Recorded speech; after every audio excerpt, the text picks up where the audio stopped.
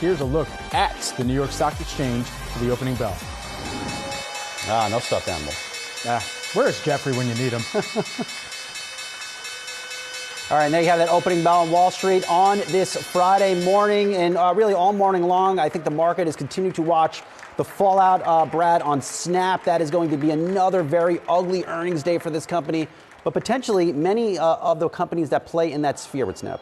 Yeah, that's right. I want to start off by taking a look at the major averages just to see where we opened up here on the day and kind of pulling it back to a view of what we've seen over the course of this week as well. I'll just take us into a look at the S&P 500 first and foremost to start things off. We'll take a look at the 5-day view just to see where we're kind of netting out right now. Still holding on to net gains of about 2% over the past 5 days, but here on the day we've opened up just a little bit lower for the S&P 500 to the tune of about 0.3%. The NASDAQ Composite tech-heavy average, you're seeing that also holding on to gains over that period of time. But again, here on this Friday, it's lower by about 0.4%. Dow Jones Industrial Average about the same on a percentage basis, 5 days. But then again, you're seeing the move lower to the tune of about 0.1% here. And so those are the major averages. Now let's take a look at some of the sectors that we're tracking as well. Out of the gate this morning, energy, really the only gainer right now. It's up by about 0.1%. But let's zero in for a hot second on technology, since we've had so much spirited conversation on the desk about that this morning.